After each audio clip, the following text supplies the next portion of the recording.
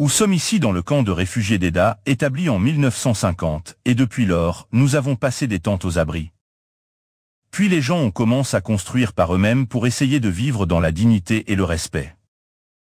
Nous avons commencé Al Road en 1998 pour inspirer l'espoir, promouvoir la vie et offrir à nos enfants et à nos jeunes la possibilité de s'exprimer. De la manière la plus belle, créative, espérons-le, pacifique. Et de penser à vivre pour leur pays plutôt que d'être simplement un numéro sur une liste de martyrs ou handicapés pour le reste de leur vie ou de périr dans les prisons israéliennes. Nous avons commencé avec le théâtre car je crois que le théâtre est l'un des moyens les plus étonnants, puissants, civilisés et véridiques. Moyen de s'exprimer, de crier aussi fort qu'on le souhaite et espérons que cela soit un moyen de construire la paix au sein des individus pour devenir des bâtisseurs de paix dans leur communauté et dans le monde. Nous avons ajouté la danse folklorique palestinienne, le chant, la musique, la photographie, la vidéo. Nous essayons d'établir une école de musique et une école de cinéma. Et une maison de production pour les jeunes cinéastes afin de créer ces possibilités de montrer qui nous sommes et ce que nous sommes pour montrer le monde que nous sommes des êtres humains. Nous revendiquons et défendons notre humanité. Nous croyons au pouvoir des arts de la scène et visuelle, car c'est un moyen de se connecter avec les gens, de construire des ponts.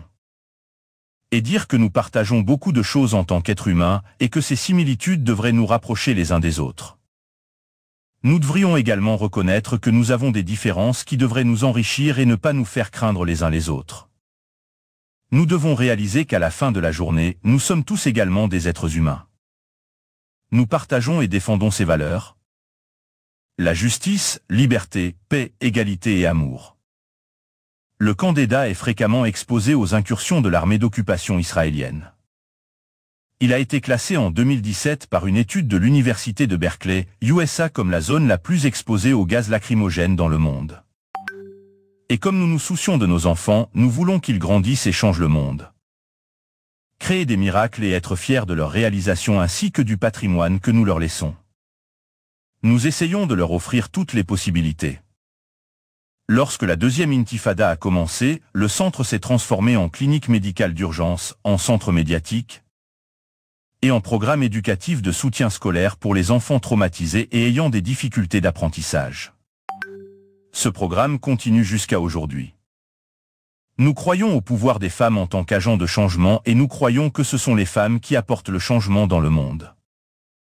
Il était donc important d'avoir également un département dédié au programme pour les femmes, afin qu'elles puissent créer leur propre programme et parler de leurs priorités, besoins, aspirations et espoirs. Nous essayons d'y répondre. Aux besoins de notre communauté, avec ou sans argent, nous le faisons. C'est ce que nous disons, car il est important d'essayer de faire ce que nous devons faire. Espérons que d'autres se joindront à nous, mais même s'ils ne le font pas, nous continuerons. Avec votre soutien, nous pouvons étendre nos programmes et élargir notre portée lorsque nous sommes soutenus. En l'absence de soutien, nous réduisons un peu nos activités. Mais le travail continue. Cela fait maintenant 26 ans depuis que nous avons établi Al Road en 1998.